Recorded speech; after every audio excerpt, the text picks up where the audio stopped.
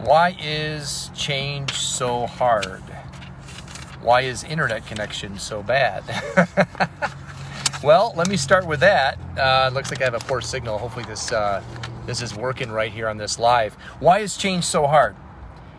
I got to tell you a story before I'm going to share something with you that is something I experienced personally.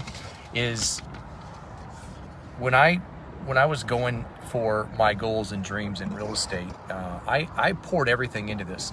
So going back to 2002, I got into the business. I tried everything in my power to be successful. I'm using air quotes right now, and I couldn't figure out what was going on. And I wanted to make a difference in that, but I kept on hitting my head against this ceiling, this invisible ceiling. I didn't know what it was. So I was told that if I work hard, then that's going to take care of this. Just work harder and keep hustling. So I hired coaches in real estate that would share with me the same thing. It's a systems thing. It's a strategy thing. It's a CRM thing. It is you guys get this? All these things that are considered to be external. So this didn't change. And so I didn't learn this until a few years ago. Even when I did have a breakthrough in 2010, it was short-lived. And I hit another ceiling, and I was unable to break through that. Of just a few years, I realized that I was done. I couldn't exceed that which I was going at it on my own. So I sought out a plan, and I sought out a mentor and a blueprint, and I finally found it. And I realized the most important secret to success and fulfillment. I finally found it, and I'm going to share that with you today. So have you ever been there before where you're trying to accomplish things, whether it's in sales or business? Maybe you're a salesperson. Maybe you're trying to sell more homes. Maybe you're a salesperson that is not in real estate and you simply want to exceed in your revenue. Maybe you want to grow your business. Maybe you're stagnated. There's a reason for this, and it all comes down to the same principle. It's underneath it all, and we can call it anything we want, but it doesn't matter what. At the core of it all, it's the same thing. And I figured it out, and I'm going to share it with you right now. At the center of it all, at one point in our lives, we made a decision. And that decision was then reinforced. So let this acorn represent the decision. This is called the self-concept. Some people call it the self-image. And it is the center of who it is that I believe that I am. And once that decision is made, it's also called the ego ideal. Once that decision is made, it then is wrapped in a hard surface that protects it. So here's the ego, then protected. So the self-concept is the I am, that which I believe that I am, the sort of person I believe I am. And when we try to change that, you see it's difficult to do because it's wrapped in this hard exterior and it doesn't want to change. The identity is wrapped into itself, and then it begins to develop a hard core. It doesn't want to change. So we can go out and try to do things by doing, by acting. You know, it kind of cracks me up when we hear sales coaches asking questions like, why aren't you performing at a higher level? Why aren't you doing more? Why aren't you selling more?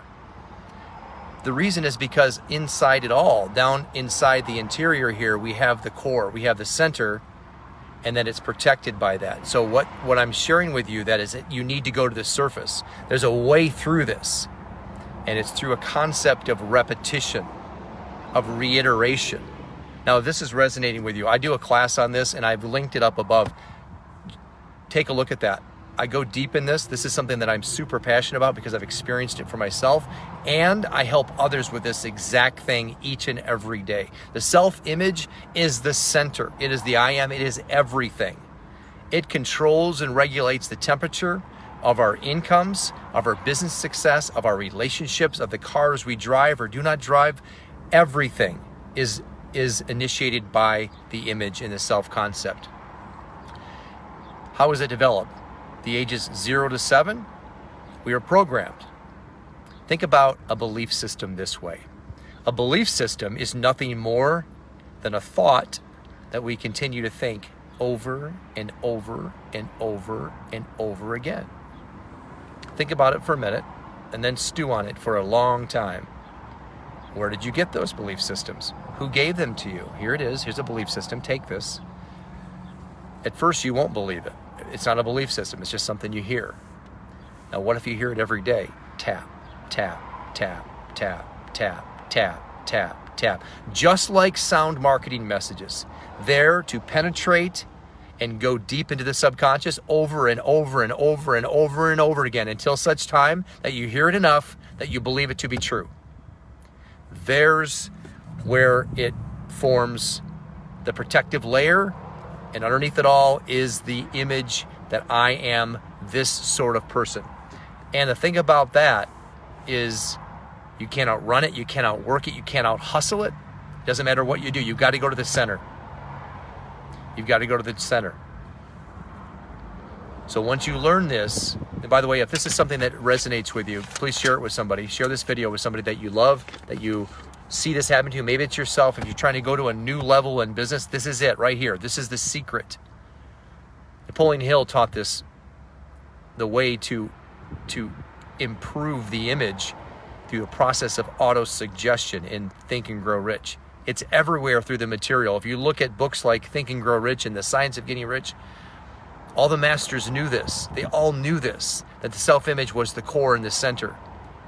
It's a process of repetition, of reiteration. It's how we learned to be the way we are. It's how branding works. And so what I teach my coaching clients, and what I'm teaching to you, is you use the same process to make that positive change in yourself. Repetition, auto-suggestion of an idea and an ideal that is worthy, something you moving towards. Repetition over and over and over and over and over again. How long? As long as it takes. As long as it takes. Until you see that change taking place. Until you see that you're reacting differently. Our reactions tell us everything. Our reactions are natural. I'll react to something. It tells me exactly where I am. My level of consciousness is observed through my natural reactions to life. And a reaction is also a non-action. If I'm not taking action in something, I know where I really am. I know where my self-image is. The thermostat that controls and regulates the temperature of everything in my life is based on that. Observe your reactions. Observe closely your results, because they tell a story to the world and ourselves how we're really doing in this area. And then go to work on those. If you want to know more about it, click on the link in this video. I go deep on this. This is the self-image and the concept it can't. The good news is even though it's difficult to change, like pulling a root, pulling a plant out of a garden, it leaves its roots behind. That's because they're deeply rooted. And our mind is like a fertile garden. If we do not plant positive seeds, then weeds will grow.